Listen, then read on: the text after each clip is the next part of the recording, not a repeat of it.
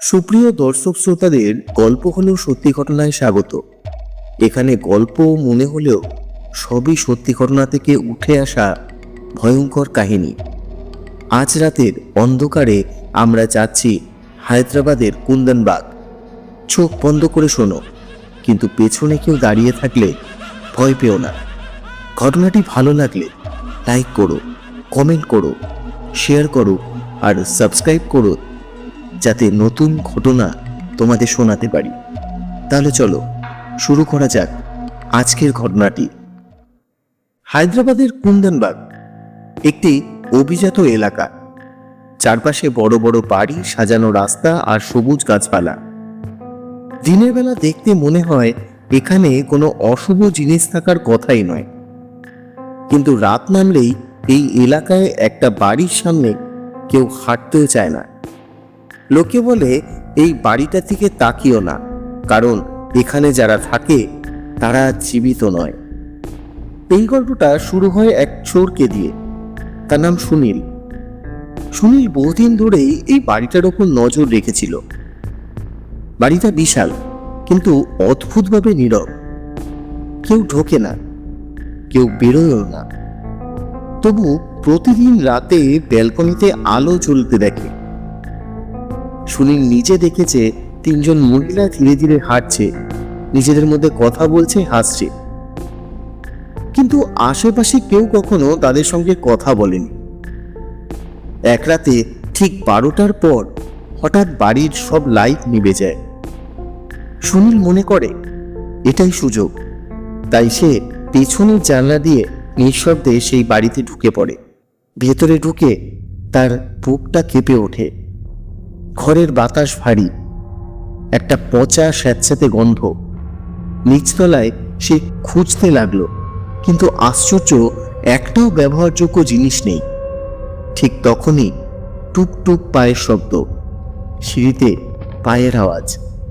সুনীল তাড়াতাড়ি একটা পুরনো আলমারির পেছনে লুকিয়ে পড়ে। সে দেখে একজন মহিলা সিঁড়ি দিয়ে নামছে, খুব ধীরে, মুখে ফিসফিস করে কি যেন বলছে। মুখটা আলোয় আসতে সুনীলের গলা শুকিয়ে যায়। চোখের নিচে গভীর কালো দাগ সেই মহিলার। মুখ ফ্যাকাশে আর ঠোঁটে একটা অদ্ভুত হাসি। মহিলাটা রান্নাঘরের দিকে গেল। সুনীল ভাবল, একজন থাকলে কি হবে। সে ছুরি হাতে সিঁড়ি দিয়ে উঠতে যাচ্ছিল, ঠিক তখনই একটা চিৎকার রান্নাঘর থেকে। সুনীল দৌড়ে গেল, দেখল মহিলাটা মেঝেতে পড়ে আছে, হাতে ছুরি, মেঝেতে অদ্ভুত চিহ্ন আঁচড়াচ্ছে, কাঁদছে, আবার হাসছে। সুনীল আর দাঁড়াতে পারল না। সে পালাতে যাবে, ঠিক তখনই সিঁড়ির কাছে দাঁড়ানো আর এক মহিলা। মুখটা দেখে সুনীলের শরীর জমে যায়। তার মুখটা একদম তার মায়ের মতো, যাকে সে কিছুক্ষণ আগে সেই রান্নাঘরে দেখেছে। একই চোখ, একই কালো দাগ। সে ছুরি তোলে, ভাবে এই সেই ছুরিতে সে ভয় পাবে, কিন্তু সেই মহিলা হাসলো। হাসতে হাসতে তার চোখ দুটো কালো হয়ে গেল। তারপর সে বেডরুমে ঢুকে যায়। সুনীল দরজা খুলতেই একটা অসহ্য দুর্গন্ধ তার নাকে এলো।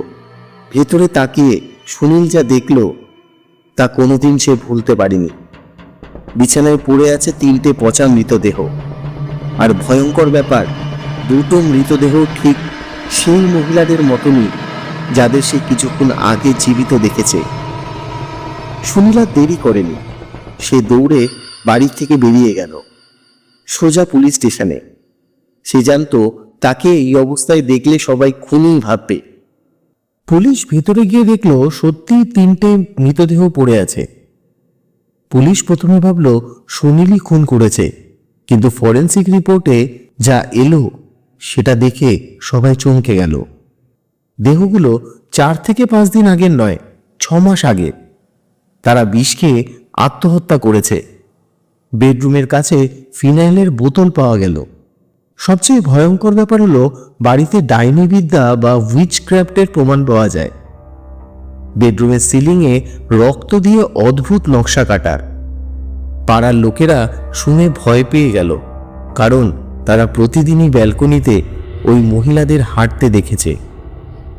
প্রতিদিন রাত্রে খাওয়ার পর বেরোতে দেখেছে, বাইরে লাইট জ্বালাতে নেভাতেও দেখেছে।